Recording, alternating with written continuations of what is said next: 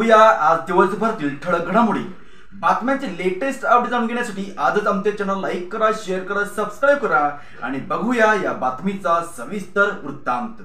Digital media संपादक पत्रकार संघटनेच्या वतीने दुसरी राज्य अधिवेशन दिनांक 28 व 29 जानेवारी 2024 च्या पार्श्वभूमीवर कोल्हापूर कनेरी मठ येथे पत्रकार परिषद संपन्न।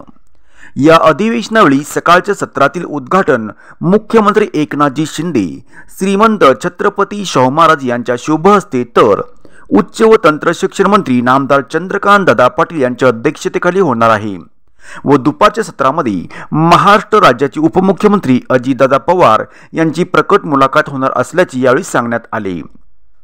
या पत्रकार परिषदेवेळी संस्थापक अध्यक्ष राजा माने, जिल्हा अध्यक्ष सुहास पाटील, राज्य उपाध्यक्ष सतीश सावंत, पश्चिम महाराष्ट्र अध्यक्ष विकास भोसले, जिल्हा उपाध्यक्ष भाऊसाहेब फासके यांचेसह प्रशांत चुएकर, धीरज रुकडे, प्रशांत कटारे, विजय कोरे आदी पदाधिकारी पत्रकार बांधव उपस्थित होते।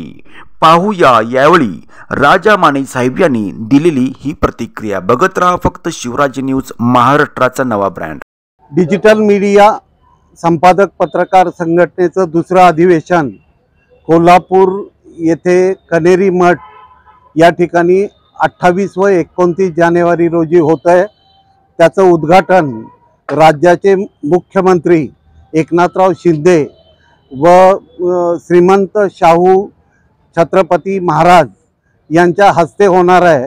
या कार्यक्रमाचं अध्यक्षस्थान सोलापूर जिल्ह्याचे पालकमंत्री, उच्च व तंत्र शिक्षण मंत्री चंद्रकांतदादा पाटील यांच्याकडे राहील।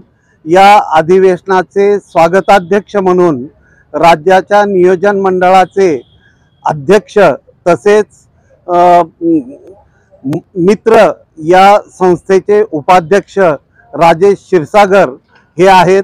या अधिवेशनात प्रमुख अतिथी म्हणून आयुष्यमान भारत योजना मिशन आणि महात्मा फुले आरोग्य योजना याचे राज्याचे प्रमुख डॉक्टर ओमप्रकाश शेटे हे उपस्थित राहणार आहेत।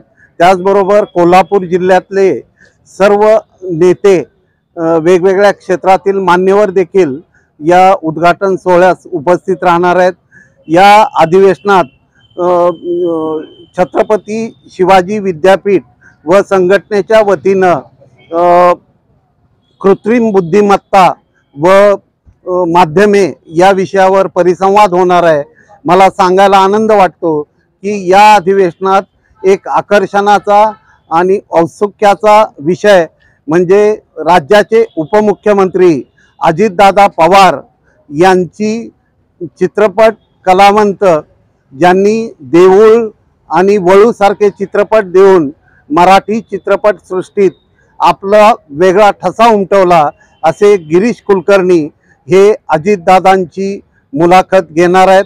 मला राज्यातल्या सर्व पत्रकारांना विनंती आहे की या अधिवेशनात आपण सहभागी व्हा।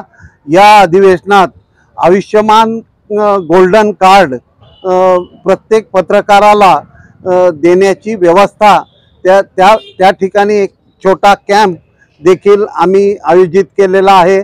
त्या ठिकाणी येणाऱ्या आधार कार्ड घेऊन येणाऱ्या सर्वांना हे कार्ड वितरित करण्याची व्यवस्था करण्याचा प्रयत्न आपण करतोय।